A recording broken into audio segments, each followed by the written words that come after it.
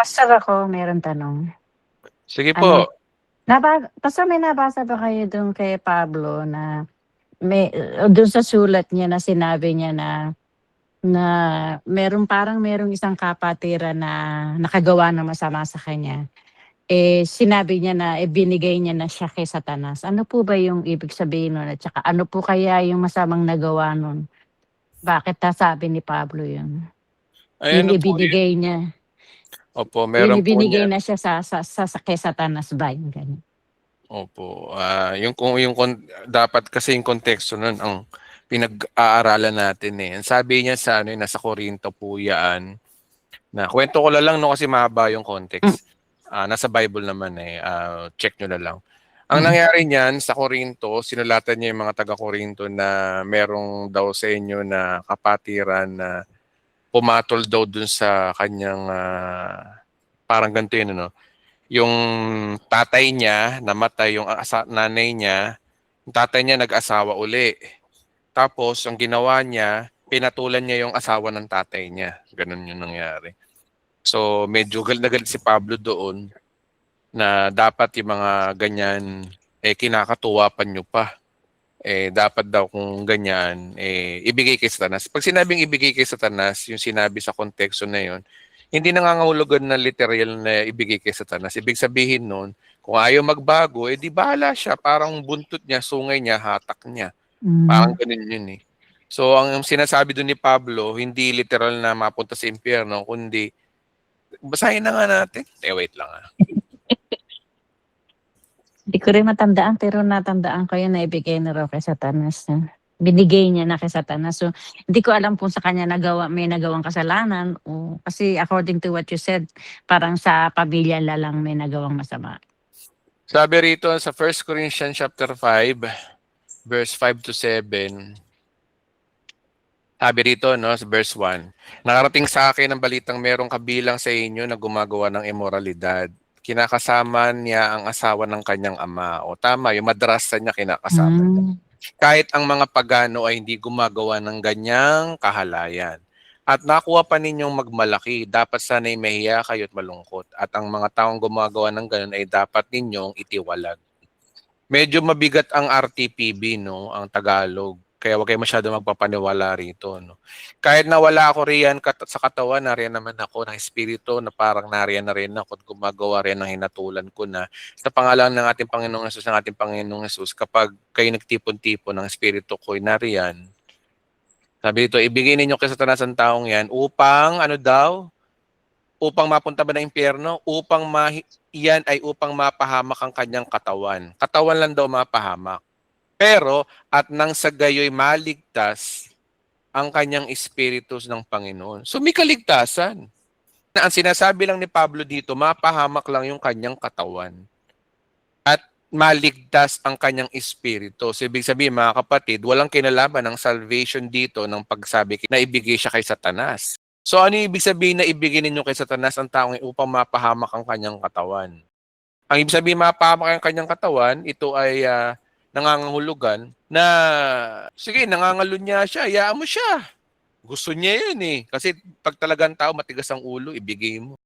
O edi parang 'di ba meron kayong anak na matigas ang ulo, ayaw sumunod. O edi hayaan niyo.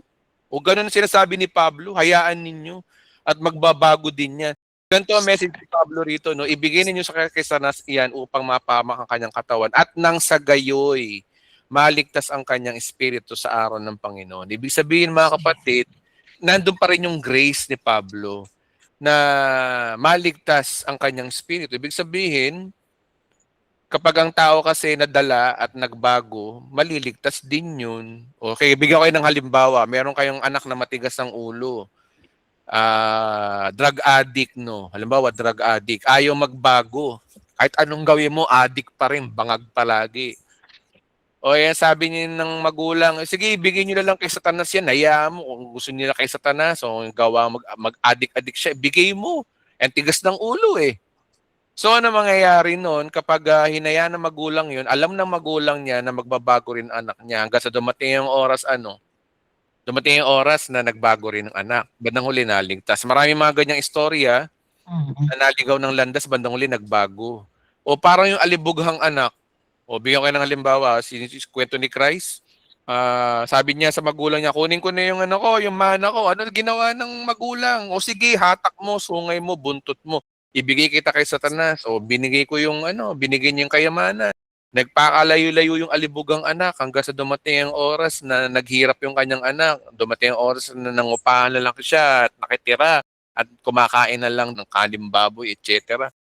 Doon niya na-realize na sa bahay ng tatay ko, kumakain ako ng tama, pero dito, mamamatay ako sa gutom dito. Ano yung nangyari? Naligtas yung kanyang espiritu. So magitan nung bumalik siya sa kanyang tatay at sinabi na nagkasala ako sa inyo at sa Diyos, niyakap siya ng tatay niya. So yun ang sinasabi ni Pablo dito, ibigay niyo kay Satanas, hayaan niyo. At sabi dito, anak sa ganun, gayo'y maligtas ang kanyang espiritu sa araw ng Panginoon. Kasi mga kapatid, no, kung wala itong sentence na to, nang maligtas ang kanyang espiritu sa araw ng Panginoon, mabigat to na ibigay kay Satanas. Bigat na bigat. Pero hindi yun ang ibig sabihin ni Pablo. Walang kinalaman sa kaligtasan, walang kinalaman sa kaluluwa, o kaligtasan ng taong yun ang pinag-uusapan. Kasi sinabi nga dito, nang sa gayo'y maligtas ang kanyang espiritu sa araw ng Panginoon. So, Ate Rosana, na alam ko na po, nagiget nyo na po. Opo. Salamat po ulit. Okay, okay. Na-relate lang po ako dyan, Pastor. Na-relate lang po ako dyan sa tanong po ni Ate Rosana about yan. Yung 1 Corinthians 5:5 na yan. Parang kasi, Pastor, ginagawa na kasi yung panakti. For dalawang pastor po kasi ang nagsabi sa akin yan na talagang nakakasakit po nakakasakit sa tenga pa lang. Talagang masakit na tenga po. Yun nga, nabanggit ko na rin po yan sa mga previous ko po sa inyo, mga previous na tanong ko po sa inyo yan. And talagang parang sa pagkakasabi po kasi nila kasi, parang ginagamit nila yan para takutin nila yung mga members, which is hindi tama. Ginagamit na nila na parang pag hindi ka sumunod sa akin, ganyan ang gagawin sa'yo, ganun. Parang alam pa naman yung word na ibigay ka kay Satanas. parang syempre, parang magugulat ka na lang na ganun. Yun, ganun pastor Ganun talaga naramdaman ko nun Kaya nung time na nakasali ako sa inyo talagang na-realize ko na hindi pala dapat. Yun lang po, pastor. Amen. Kasi tinan niyo yung sinabi ni Pablo rito, no? To deliver such one unto Satan for the destruction of the flesh. Pag napahamak ang katawan, kapag na-realize niya yung mga masasakit na pangyayari sa buhay nila, tinan niyo yung sinabi ni Pablo dito, by the word itself. Maraming mga pastor, ginagamit itong special weapon para takutin yung mga miyembro nila. Meron akong ganyang pastor dati, noong time na gusto ko lumipat ng Love of Christ, sinabihan ako na ibibigay daw kay Satanas. Loko. Noon pa lang question na sa akin to, kahit bata pa lang ako ng mga kapatid, kahit 15 anyos pa lang ako noon, parang nagkakaroon na ako ng parang may mali. Hindi naman yata yung ganun sinasabi ni Pablo. Pero kung titingnan niyo kung paano binigkas si Pablo, grace ang layo niya, biyaya Kasi sabi dito na ibigay ninyo kay Satanas ang taong yan upang mapahamak ang kanyang katawan. So ano purpose para mapahamak ang kanyang katawan? Ano yung purpose at nang sa gayoy maligtas? So hindi ka pahamakan ng sinasabi ni Pablo dito sa taong to. Ano daw yung maligtas? Ang kanyang espiritu. Kailan daw? Ano daw yun? Sa araw ng Panginoon. Ano ba yung araw ng Panginoon? Di ba Judgment Day? That is Judgment Day. Araw ng paghuhukom. Araw ng Panginoon. So, ibig sabihin, maligtas. So, ang purpose ni Pablo kung bakit sinabi niya na ibigay kay Satanas yan, hindi lang nangangulugan na ibigay kay Satanas, kundi hayaan nyo.